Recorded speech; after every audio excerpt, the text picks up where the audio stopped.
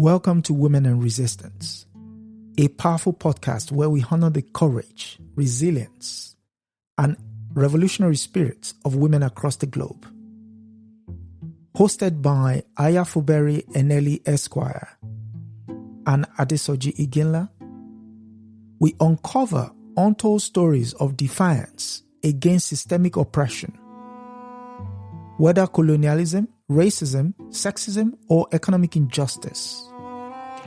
From historic icons like Winnie Mandela and Fannie Lou Hamer to today's trailblazers, we shine a light upon those shaping a more just world. This is a call to honor the past, embrace the present, and build an empowered future.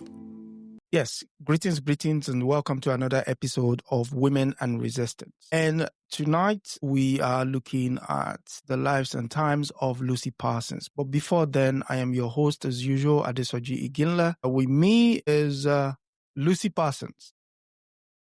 Good evening. Good evening. So, Miss Parsons, you're known as Mrs. Parsons. Mrs. Parsons, I beg your pardon. You're known as an activist or described as a radical activist. Would you say that is a clear indication of who you are, or there is more to it than meets the eye? Well, there are different things that we do with words, and at different times, different words mean different things. So I would say that for the purposes of this conversation, I will not read my entire speech because your listeners and your viewers are well able to go and find these speeches, and I hope that they will read them for themselves and listen to them. But what I will do is share a little bit from one of my speeches and let the people make up their minds as to what I am. Okay. So I want to read from a speech that I gave in 1886. It was on December 1st. This speech appeared in the Kansas City Journal, and this was after my dear husband, Albert Sr., had been sentenced to die with some of his fellow workers, is what I would call them, in a farce, a sham of a trial. But let me share my words with you. I am an anarchist. I suppose you came here, the most of you, to see what a real live anarchist looked like. Well, take a good look. I suppose that some of you expected to see me with a bomb in one hand and a flaming torch in the other, but are disappointed in seeing neither. If such has been your ideas regarding an anarchist, you deserved to be disappointed. Anarchists are peaceable, law-abiding people. What do anarchists mean when they speak of anarchy? Webster gives the term two definitions: chaos and the state of being without political rule. We cling to the latter definition. Our enemies hold us, and they believe only in the former. Do you wonder why there are anarchists in this country? In this great land of liberty, as you love to call it? Go to New York. Go through the byways and alleys of that great city.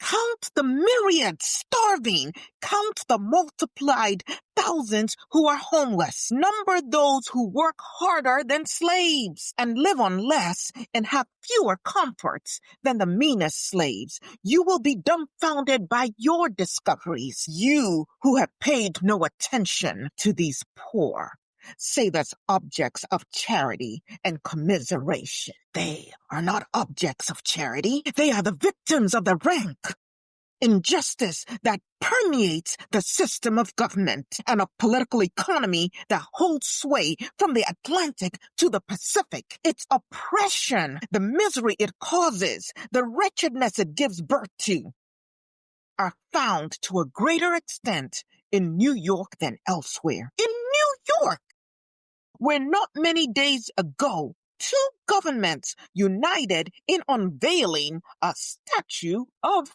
liberty, where 100 bands played that hymn of liberty, the Marseillaise. But almost its equal is found among the miners of the West, who dwell in squalor and wear rags, that the capitalists who control the earth should be free to all, may add still further to their millions. There are plenty of reasons for the existence of anarchists. But in Chicago, they do not think anarchists have any right to exist at all. They want to hang them there, lawfully or unlawfully. You have heard of a certain Haymarket meeting. You have heard of a bomb. You have heard of arrests and of succeeding arrests effected by detectives. Those detectives! There is a set of men, nay, beasts for you, Pinkerton detectives. They would do anything. Feel sure capitalists wanted a man to throw that bomb at the Haymarket meeting and have the anarchists blamed for it. Pinkerton could have accomplished it for him. You have heard a great deal about bombs. You have heard that the anarchists said lots about dynamite. You have been told that Ling made bombs. He violated no laws. Dynamite bombs can kill, can murder. So can Gatling guns. Suppose that bomb had been thrown by an anarchist. The Constitution says there are certain inalienable rights, among which are a free press, free speech, and free assemblage. The citizens of this great land are given by the Constitution the right to repel the unlawful invasion of those rights. Meeting at Haymarket Square was a peaceable meeting. Suppose when an anarchist saw the police arrive on the scene, with murder in their eyes, determined to break up that meeting. Suppose he had thrown that bomb. He would have violated no law. That would be the verdict of your children. Had I been there, had I seen those murderous police approach, had I heard that insolent command to disperse, had I heard Fielden say, "Captain, this is a peaceable meeting," had I seen the liberties of my countrymen trodden underfoot, I would have flung the bomb myself. I would have violated no law, but would have upheld the Constitution. I'm going to skip ahead because you can go and read the rest of the speech, but let me share this. In the heat of patriotism, the American citizen sometimes drops a tear for the nihilist of Russia. They say the nihilist can't get justice, and he is condemned without trial. How much more should he weep for his next-door neighbor, the anarchist, who is given the form of trial under such a ruling? There were squealers introduced as witnesses for the prosecution.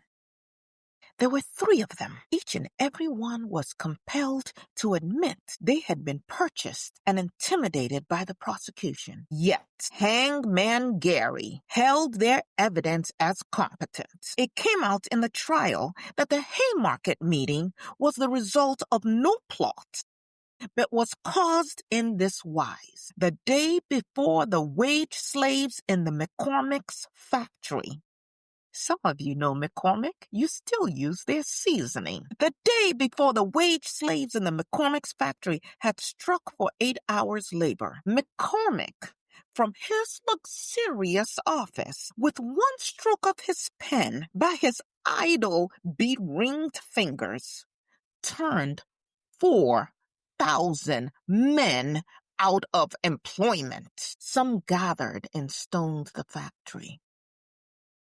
Therefore, they were anarchists, said the press. But anarchists are not fools. Only fools stone buildings. The police was sent out and they killed 6 wage slaves. That's what you are, wage slaves. You didn't know that. The capitalistic press kept it quiet, but it made a great fuss over the killing of some policemen. Then these crazy anarchists, as they are called, thought a meeting ought to be held to consider the killing of 6 brethren and to discuss the 8-hour movement. The meeting was held. it was peaceable. When Bonfield ordered the police to charge those peaceable anarchists, he hauled down the American flag and should have been shot on the spot. While the judicial farce was going on, the red and black flags were brought into court to prove that the anarchists threw the bomb. They were placed on the walls and hung there, awful specters before the jury. What does the black flag mean? When a cablegram says it was carried through the streets of a European city, it means that the people are suffering, that the men are out of work, that the women are starving, the children barefooted. But you say that is in Europe. How about America? The Chicago Tribune said there were 30,000 men in that city with nothing to do. Another authority said there were 10,000 barefooted children in midwinter. The police said hundreds had no place to sleep or warm. Then President Cleveland issued his Thanksgiving proclamation, and the anarchists formed in procession and carried the black flag to show that these thousands had nothing for which to return thanks. When the Board of Trade, that gambling den, was dedicated by means of a banquet, $30 a plate, again, the black flag was carried to signify that there were thousands who couldn't enjoy a 2-cent meal. But the red flag, the horrible red flag, what does that mean? Not that streets should run with gore, but that the same red blood courses through the veins of the whole human race. It meant the brotherhood of man. When the red flag floats over the world, the idle shall be called to work. There will be an end of prostitution for women, of slavery for man, of hunger for children. Liberty has been named anarchy. If this verdict is carried out, it will be the death knell of America's liberty. You and your children will be slaves. You will have liberty if you can pay for it. If this verdict is carried out, place the flag of our country at half-mast and write on every fold, shame. Let our flag be trailed in the dust. Let the children of working men place laurels to the brow of these modern heroes, for they committed no crime. Break the twofold yoke. Bread is freedom, and freedom is bread. Okay, you cited the Haymarket riot as the origins of your angst against the state. Could you tell us a bit about your earlier upbringing before, obviously, how Haymarket came into the picture? It was no riot, unless you want to call the policemen rioters. They're the ones who were shooting, and the policemen who were killed from their own bullets. And I came to anarchy even before the Haymarket peaceable meeting that we had. But yes, I will tell you many tales about Lucy Parsons, Lucy Gonzalez Parsons. Books have been written about me, and there have been many books that have been written about anarchy in this country that have kept me out of the pages, because always women should be erased and not seen and not heard. And those who have included me sometimes would only give me a couple of sentences as the wife of Albert Parsons Sr. In fact, even my obituary focused more on my husband, my white husband, than it did me, as though I too were not human, that I were not capable of my own thoughts. Let me tell you some of the stories that supposedly have been unearthed about me. I am an enigma. I may or may not be black. Some folks say I was born a slave. Some folks say that my master was Dr. Taliaferro, who was a physician and a very mean man, and that he lived in Virginia. And when the Civil War was about to break out, you know those cowardly white men those slave-owning beasts of burden themselves. So many of them made their slaves walk hundreds and hundreds and hundreds of miles to Texas, where they hoped to still maintain that most barbaric institution. Some claim I was born a slave in Virginia, and I made my way with this slave-owning so-called physician. How are you a healer and a slave owner at the same time? But we made our way, the slaves, because we had no humanity, on foot to Waco, Texas. What do you know about Waco, Texas? What do you know about Texas? You need to go and find out what it would have been like. Way back then, I was born in 1851, it is said. And at that time, I went by the name Lucia Eldon Carter. And it is said that after the Civil War, after we finally got our independence, our own emancipation, 2 years after the Emancipation Proclamation in Texas, you had all of these free Black people, and we gathered wherever the Freedmen Bureau was. We wanted to get educated, and some say I was one of them. Some say I possibly only got 2 or 3 years of formal education, but no one can talk about my intellectual acumen. When I died, I had over 3,000 volumes of books that the police hauled away, never returned, except some of my books suddenly started to show up on the, dare I say, black market. Books signed to me by the authors. Some say that I lived with a freed Black man for a while, but that at some point my paths crossed with that of Albert Parsons Sr., who was a former Confederate soldier, but had now turned a Republican who was actually signing Black people up to vote, to his own great peril. His brother ended up becoming a senator, and he was the most vile kind of human being. He wanted a return to slavery.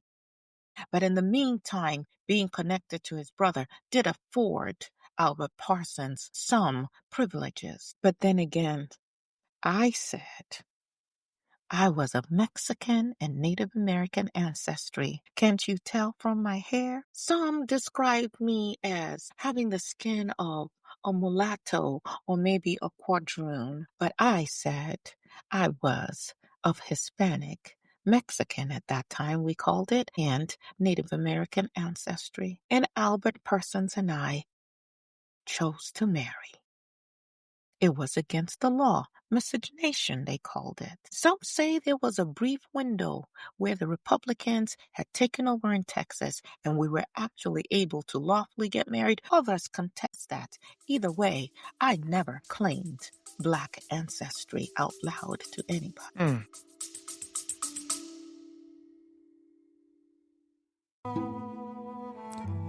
You are listening to Women and Resistance with Fubara Eneli Esq and Adesoji Iginla, where we honor the voices of women who have shaped history through courage and defiance. If you're finding these stories inspiring, take a moment to subscribe, share, and support this platform. Together, we amplify the voices that deserve to be heard. Now, back to the conversation. Is that a way of fighting what was going on in the context of that time, or that was a conscious decision to Well, that is distance for yourself? people to continue to speculate, but I will tell you that the Ku Klux Klan was running rampant. Waco, Texas was no place to be as a Black person. I witnessed an 8-year-old Black girl get raped till she died. I witnessed the castration of a 7-year-old Black innocent boy. I witnessed many lynchings. These people would pack picnic baskets and gather to smell the burning flesh of another human being. And when the Democrats took over again in Texas, That was not a safe place to be. You know, there was a period called Reconstruction. It was but a blink of an eye. And by 1873, my husband and I decided to leave. But we didn't just leave. My husband was actually an editor of a magazine, of a newspaper at the time. And he was to go on tour to the north. And he got on a train and he departed. And we made plans for me to meet up with him. And we ended up in Chicago. Some say Chicago because my husband had some connection to some Germans. And there were quite a number of German immigrants in Chicago. By the time we arrived in Chicago, Chicago had experienced that great fire that had torn through the city, and they had rebuilt. It was a beautiful city, shiny, new buildings everywhere. But because so many workers had flocked there during the time of the rebuilding, now that the rebuilding was done, there were so many families starving, homeless, thousands of men without jobs, and let us not talk about the women who often had to sell their bodies just to feed their children. I never spoke out against slavery. I fought for the white immigrant. I fought for the wage earner. I felt that poverty was more so the issue for Black people, and that if we could overthrow this capitalist system, then everybody could eat, and it wouldn't matter what your race was. Today, some people claim me as Mexican American. Some people claim me as Black American. Some Native Americans claim me. What does it matter? I am human. Okay. So how did, following the Haymarket, again, using semantics here, how would you categorize the Haymarket meeting that led to the subsequent hanging of your husband? Because it's important to give that context in order to understand how you came into prominence. Do you want to be a full human being, or do you want to just be a slave wage earner?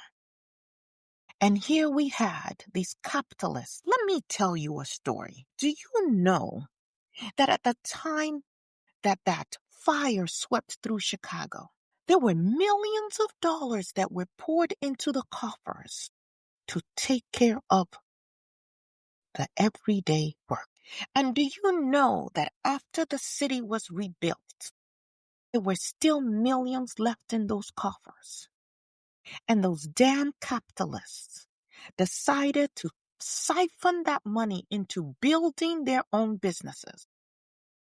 They refused to give the money that had been given to them for the use of the everyday worker. They refused to pay anything to people to even have any dignity to be able to live. And people were supposed to work and travail under these conditions that, as I said in my speech, were quite frankly sometimes worse than what enslaved people had dealt with. And when people came together, I told you about McCormick, this fat, slovenly, overstuffed beast sitting down and callously putting an additional 4,000 people out of work, gorging on the very lives of other people.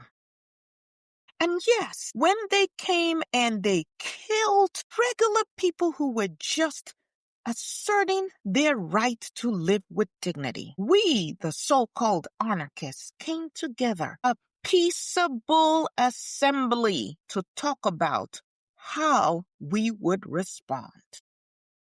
They threw that bomb because we were fighting capitalism.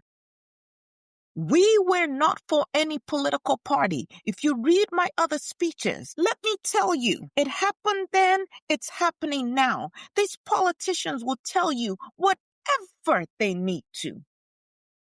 to get your vote, and once they get into power, they do what they want to do anyway, which is maintain capitalism. And once they get into power, they make all kinds of laws to ensure that they stay in power. We were against voting. We were against religion. Who was it that said it's the opium of the masses? They use it to sedate people. That's what we stood for. We were against imperialism. And so we came together in a peaceable meeting.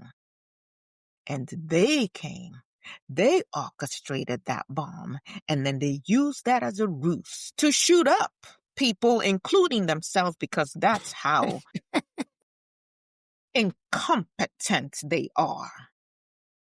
And then they put 9 men on trial. They did not know who threw that bomb. They had no real evidence against them. Their crime was anarchy. Their crime was that they were a threat to the capitalist system. My husband, I was a mother of 2 children, Lulu and Albert Jr. Lulu died as a young girl. Albert was but 13 years old. Albert Jr. My husband and the other men held their heads up high, and when they were at those gallows, they gave their speeches because they wanted their words to go down in history. But they denied my husband, Albert Sr., even that honor. Just as he started to speak, they hung him. But you can kill the man. You cannot kill the message. And I wrote about him. And I traveled the country talking about our work, talking about what we stood for. And oh, did they ever harass me? Everywhere I went, I thought I had the right to free speech. They would try to silence me, try to intimidate me. I spent so much time. I know the insides of so many jails. But I am Lucy Parsons, and I could not be so easily gotten rid of or silenced. I tell you a story. Please do. Please do. My son, Albert Jr., was to carry on the legacy of my dear departed husband, Albert Sr.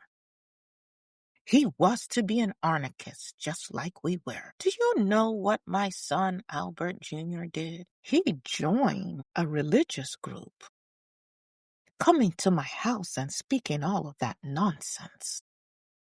And then he enlisted in the army to go and fight in the Philippines against people who had done nothing to him on behalf of this imperialistic country. I could not fathom that.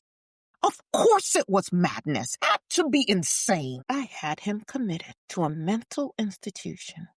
Yes, I did. No son of mine was going to betray our cause in that way. He had some witnesses, but he was still considered a minor and therefore my property. He lived the rest of his life in the mental institution. And some people castigate me because they say, according to them anyway, that although I provided provision for his clothing while he was committed, I never once visited him. And why should I? Don't judge me if you've never been me. He died 20 years after he was committed.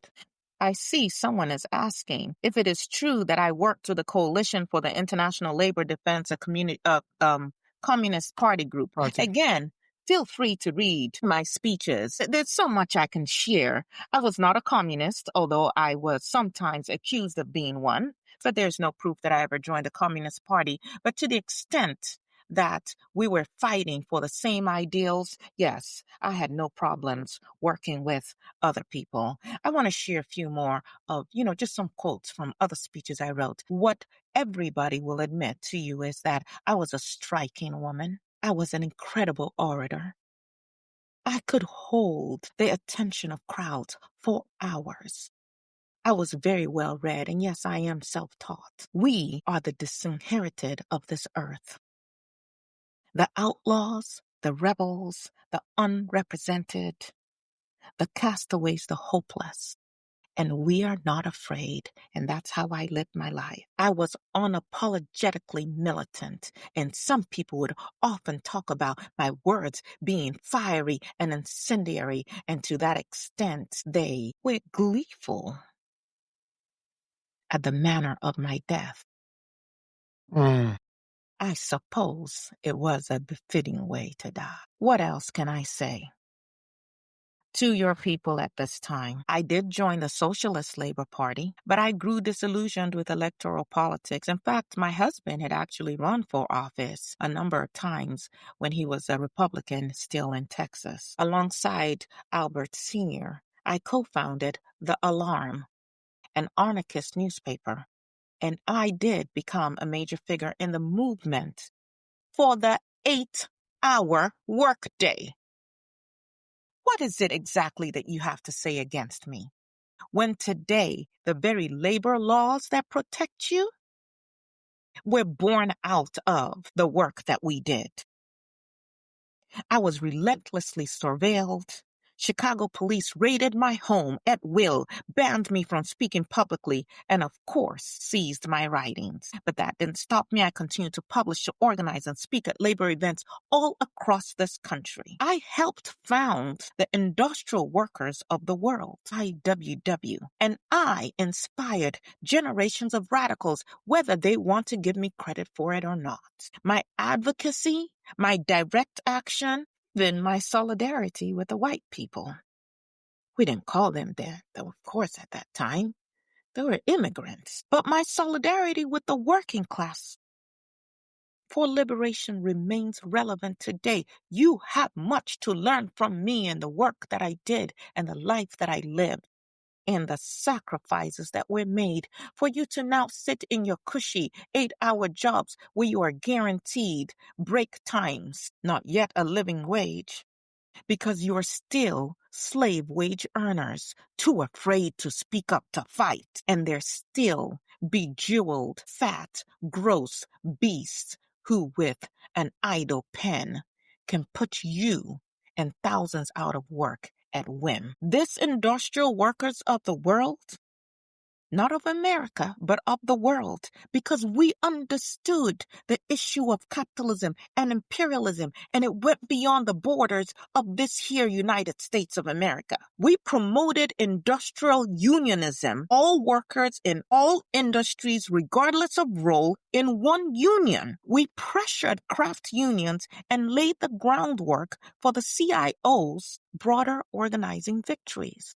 And yet, you don't know my name. We were the catalyst for federal labor laws. Violent repression of the IWW strikes demonstrated the need for protections, contributing to the environment that produced in 1935 the National Labor Relations Act. And that was the act that legalized collective bargaining. What do you learn in your schools anymore but to be slave wage earners? And when it comes to free speech, the IWW's arrest and street fights for the right to speak in public influenced First Amendment discourse and the labor's right to protest, something that is being threatened in 2025 because you are still slave wage earners and don't understand the history and haven't continued the fight. You got complacent while you watched us hang. And do you know that the IWW organized across race, across gender, and across immigration status, setting a moral and structural precedent that mainstream unions were forced to follow? And you sit back and watch it be dismantled right now. Yes, though I am marginalized and vilified when I am spoken of or relegated to just Albert Parsons' wife. I did a lot more, and my work with the IWW imprinted the foundations of modern labor law and workers' rights. But you know what? Though I had plenty detractors, people are just afraid to fight. So many of you, no spines in your backs. I don't know how you walk, quite frankly. But I did have some supporters. Of course, they included anarchists. They were socialists. They were unionists. Fellow radicals raised money for my bail because I was so frequently imprisoned. Despite ideological differences, even figures like Emma Goldman, and if you don't know her, maybe you should study as well, respected my stature. Although, Emma Goldman had another issue with me. See, I was married to Albert Parsons. I was a woman who advocated for women to live a pious life. But Emma Goldman, she claims that I wasn't so pious. She claims that I had multiple lovers. She claims that I advocated for women to have, listen to this, access to birth control pills, contraception, so that they had agency over their bodies and they didn't just have to keep having baby after baby after baby. And you all are letting that fall on your watch. But she claimed that because I advocated for these things, that I really did not live such a pious life. That I had multiple lovers. Like my racial background? Who cares? Tell whatever stories you please about me. Like I've said earlier, there are many scholars who are still debating about my Black heritage. But do we not now have information Very much so. that lends us to believe that all people originated from a Black woman? So again, what does it matter? But I did have beautiful, beautiful golden skin. I was very striking. There are others, of course, who criticize me because they said I was silent on racial violence, and that doesn't make sense in light of how fiery I was about injustice in every other way. Now, let's just suppose that I was indeed a mulatto, a quadroon. Do you suppose that had I claimed Black heritage, that I could have spoken in the places I spoke in and achieved what I achieved? Do you suppose? Do you suppose that I may have even made it out of Waco, Texas, where even in the 1990s they were still lynching human beings, Black people to be specific? Don't judge me. I have been largely excluded from mainstream feminist and labor histories. Maybe because I came from poverty. Maybe because I was supposedly previously enslaved and so lacked that respectability. Perhaps it was the lovers I supposedly took. I defied being incorporated into these sanitized narratives. But you know what? For those who are serious about their study, you can't write me out of history. I am a woman of fire and fury.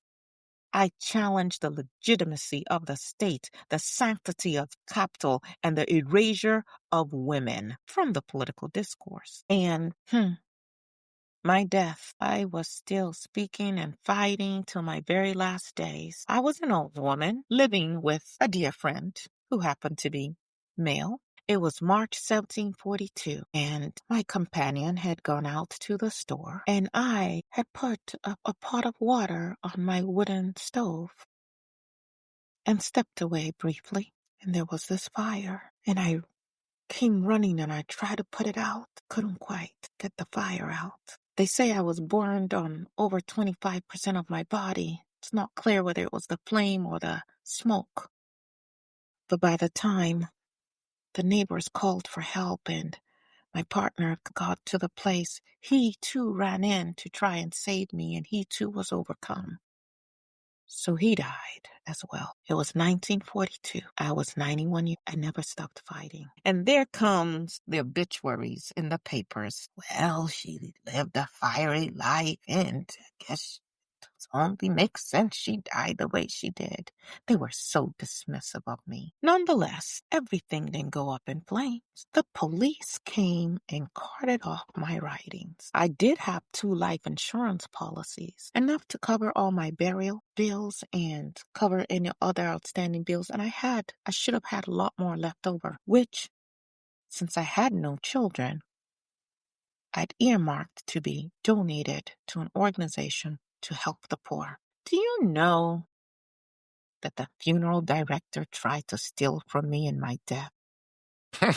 They cremated me for $30 and tried to charge my executor over $490. My executor did challenge it. We ended up paying about $270. But I'm telling you, these capitalists, no souls, no depth to which they will not go. Well, there is a nonprofit, a volunteer-run anarchist bookstore and community space in Boston, Massachusetts.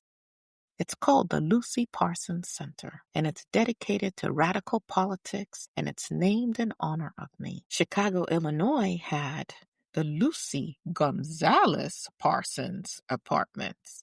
I didn't tell you I was once Lucy Gonzalez? Of course. You did. Since I was of Mexican ancestry, some say it's a name that I just happened to take on, and that when I came to Chicago, since there were not many Mexicans in that area, I felt like I could hide under that, and there would not be many people there who could really question or try to verify my background. But the Lucy Gonzalez Parsons Apartments in Chicago was a 100-unit affordable housing building on the city's west side, named in my honor to highlight my lifelong fight for housing, for worker justice, and the poor. At one point, there was also the Lucy Parsons Lab, but it no longer is in existence. It was a civil liberties watchdog group, founded in the 1990s that worked on issues related to police surveillance and public records, drawing from my legacy of defiance against state repression. They did not just start today in repressing people who they consider a threat to their capitalist and imperialistic goals. And then there is also a park that is named after me. It is the Lucy Ella Gonzalez Parsons Park. I was Eldine. Where did they get Ella from? It was an alias I had used at one point as well. This park is located at 4712 West Belmont Avenue in the Belmont-Cragen neighborhood of Chicago. It was created in 2001 and officially named for, I suppose, the Mexican Lucy Ella Gonzalez Parsons in 2004. There's also Lucy Gonzalez Parsons Way. So it looks like the Mexicans may be winning over the Black Americans in terms of my heritage. But this is a ceremonial street sign on Kedzie Avenue, and it was commemorated in 2017. What else would you like to ask me, young man? Yes, thank you for that walkthrough. You mentioned the fact that Mr. McCormick of the Spice dynasty signed his workers out of existence. And looking at the year 2025, you have multi-billionaires in the United States that also have the power to do so. Partly because they have someone in the White House that acquiesces to the musings of the billionaire class. How does one protect that vast number of people's interest against the overwhelming corporate interest that underpins the so-called democracy of the United States? We must unite. The reason the billionaires, the millionaires can sit in their cushy wherever they are and without any thought decimate the lives of thousands and thousands of people. The reason they can continue to line their pockets with the blood, sweat, and tears of other people. The reason they can build their high-rises on the skeletons of the starving. The reasons why they can throw people into jails and call them vagrants and vagabonds and so on and so forth is not because of the felon you have sitting in your White House. It is because the workers have submitted themselves to being slave wage earners. When the workers in the United States of America and across the world decide that they no longer want slave wages, when they decide that they deserve the dignity, what did anarchy want? Remember my initial words. For if everybody to be able to live. When the workers decide that they've had enough, they will overthrow all of the apparatus that are being used against them. The police, the state, the federal government, the courts, whatever it is that is being used to oppress them must be destroyed. I said that in 1866. I said it until I died in 1942. I say it from the grave, and I challenge any of you to show me anything different that will work.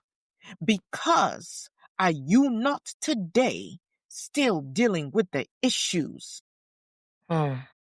that generations before dealt with, but you have not addressed the issue of capitalism and imperialism? And until workers unite across race, across gender, across social class, and come together and across the world, because these corporations are no longer just based in Chicago or in New York. They are multinational corporations, and they don't have to deal with the workers here. They can take that work to another country and have those workers work for even less. So until peoples of the world, the workers of the world, understand that they have one common enemy and come together and fight together as one for one common cause, it'll be 3035 and we'll still have the same issues, but maybe just worse. One more question. Still, a throwback to Chicago when you said there was money enough to take care of the people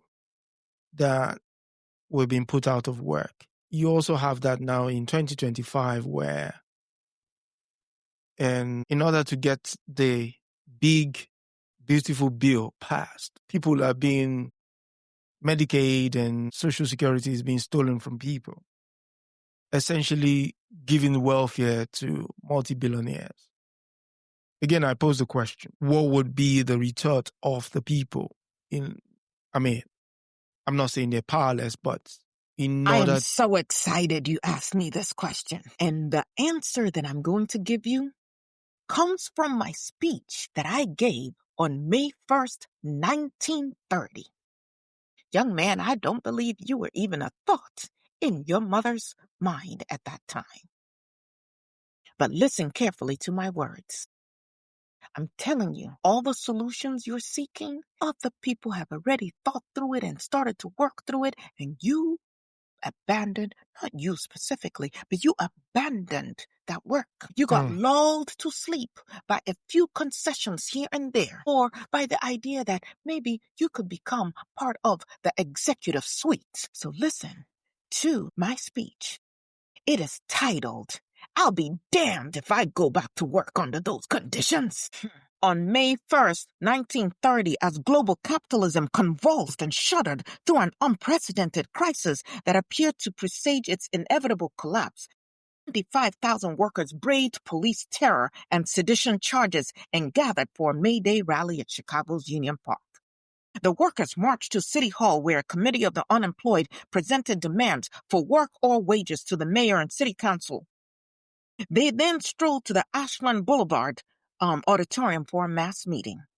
The meeting opened with a spirited rendition of the International. Not the Star-Spangled Banner, young man. International. The anthem of the international workers' movement. Before the audience heard a number of addresses, including one from me, someone stood up and described me as one of the old pioneers in the fight for the 8-hour day. 1830. Remember, I was born in 1851. Both the May Day demonstrations, location in Chicago, and the inclusion of Parsons, me, on this mass meeting stage were of historical and political significance. They initially did not want me to speak, but I insisted. Labor unions had called for a general strike on May 1st, 1886, to demand an 8-hour day across the United States. Nearly 500,000 workers joined the strike. Chicago was the epicenter of the movement, with perhaps 100,000 workers and their supporters and allies taking to the streets. And then, of course, that was broken up. I've told you a little bit already about the Haymarket. And these were my remarks. I wish I had the strength. I wish I had the wisdom. I wish I was a fine enough speaker to depict to you Chicago 44 in my humble way. I would try to give you just an outline of it. We had been organizing the working class for nearly a year, very quiet. They were so downtrodden in those days that the capitalists paid little attention to them. But when the 1st of May came and this slogan went forward, throw down your arms, throw down your tools, and come out. Why? I have never seen such a strike. It was a psychological moment. It was a spontaneous strike. And they came out by the thousands until the capitalist class claimed themselves. There were 40,000 who stood in the streets of Chicago. And when they tried to get them back to work, we replied, I'll be damned if I go back to work under such conditions. That was the spirit of the day. That was the dividing line between the long and the short hour movement in America. From that day on, there are unions in this city today who were organized then, the Bakers Union and other unions, and they have never gone back to the old time. If it had not been for the organization that came into existence just on the heels of this, our leaders were put to death. And after they were put to death, there came to the front an organization, a so-called labor organization, the AFL of L, the American Federation of Labor. What have they to produce? What have they to show for their 46 years? They have gone together and scraped together the mechanics, 2 million in a population of 38 million. They have 2 million under their banner. The others can go straight to hell for all they care. They are nothing but the common herd. As I see the movement today, 44 years from now will tell a different story. 40 years from now, I believe such a thing will have disappeared. That's what I said back in 1930, and here we are in 2025. It will have disappeared from the face of the earth because I see in this movement today, I have seen many movements come and go.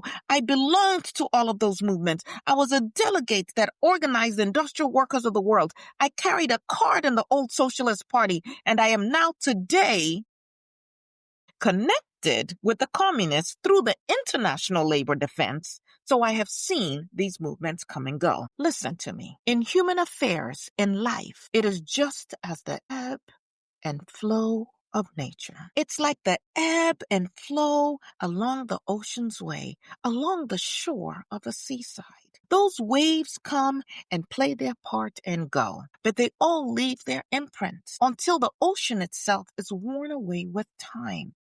And so no one needs to be discouraged because these waves of human forces to the radical movement come and go. They all leave their imprint, the radical imprint. They all leave something behind. And the next great movement like this one that comes, please steps into the footsteps of those who have gone and carry it further until the emancipation comes, if you don't forget those footsteps. It is a lesson of history. We do not accomplish all in one day or one generation. It goes on to the other generations. And I believe, without flattering this organization, that they have the right hope. I can't help but believe they will go on and will not pass away like the other organizations because I think they have the substantiality.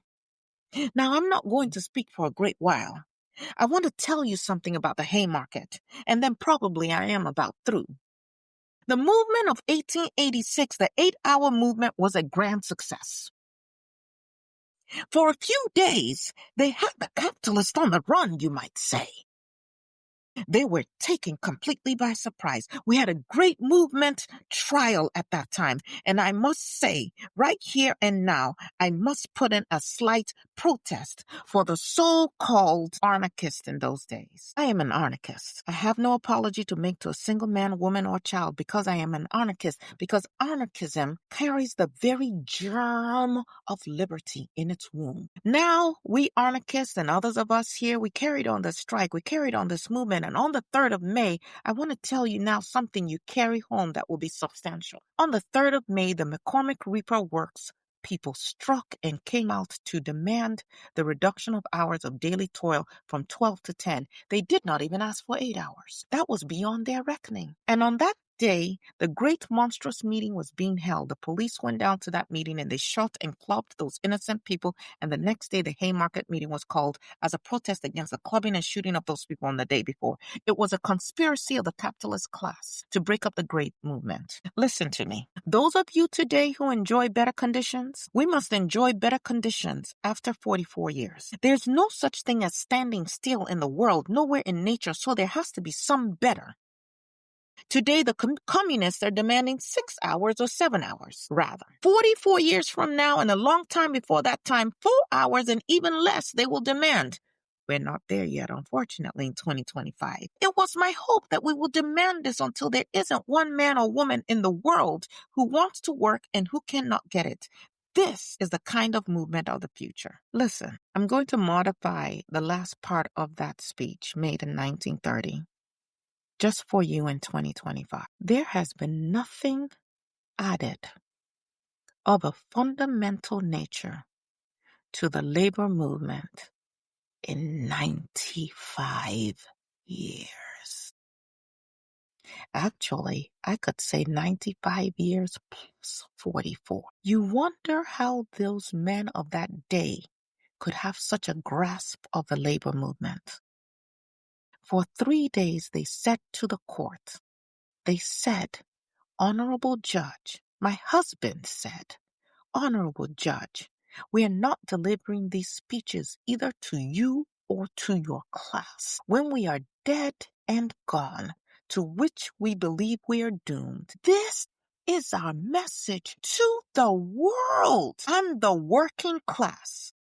To know why we were put to death. And all these years of my life and beyond my life, I have been carrying this message to you, the working class. You must organize. You must cut across anything that will keep you divided. You must fight these capitalists and imperialists. Only then will you prevail." And maybe to even add to what you just said there's a movement now for a 4-day working week. Didn't they write a book about it? Yes. 4-hour work day, something of that nature? Yes. They act like these are novel ideas. So, I mean, we're sure from what we've heard so far that Mrs. Parsons lived a full life, although one shudders at the way she went out. But a full life all the same. A life of struggle, a life of putting. And I do notice most of your speeches, there was not the I, it was we, the collective we. And again, we live in different times where the limelight is what matters most to our so-called leaders at the moment. So there is not the eternal we, but rather the I to be put on a pedestal where capital can pick them off and set back the movement they're supposed to represent. But we thank Mrs. Parsons for coming through, for telling us about what work we still have to do, what has been done and what we still have to do in terms of, it's a shame that 95 years on, nothing has been built on the Haymarket peaceable meeting. Stop calling it riots, because riots is the language of excuse for capital in order to break up any movement that stares them in the face. So, again, by that token, we've come to the end of this week's episode of Women and Resistance.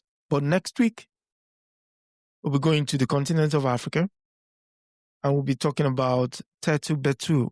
The name again is Tetu Betu. I would leave you all to ponder why that name is so important. But I'm sure next week we'll get the answer to our wandering thoughts. But next week we'll be looking at Tetu Betu, the life and times of Tetu Betu. But for today, Mrs. Parsons, thank you for.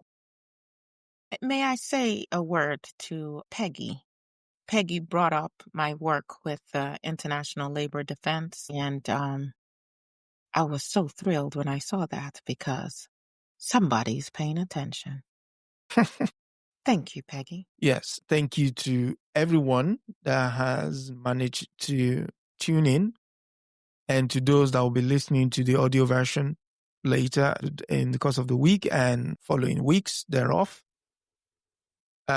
We thank you for coming through again from Mrs. Parsons, although she has thanked Peggy. You want to extend the thanks to everybody else? I am very grateful for this platform you have given me. Those who do not know their history, it is said, are bound to repeat it. Yes. And whatever judgments people make of me and my character, what I stood for stands the test of time, and it behooves your listeners to go and study what has been done before and to take courage to do the work that must be done now. Thank you again for this opportunity. No, thank you. And just to even further underscore what you've said, it's funny that Capital has a way of understanding what they've done before to crush such movements. But we, the working class, somehow believe we have to reinvent the wheel instead of just continuing what has gone before. So again, study, study, study. And in the words of Kwame Ture, organize, organize, and organize. So until As a next young week. man, he came way after us, but he may have learned from us too. Yes, he did. Yes, he did. And until next week, stay blessed and God bless and good night. That is it for this episode of Women and Resistance. Thank you for joining us in amplifying the voices of women who challenged injustice and changed the course of history. Be sure to subscribe, share, and continue the conversation. Together, remember, we honor the past, act in the present, and shape the future. Until next time, stay inspired and stay in resistance.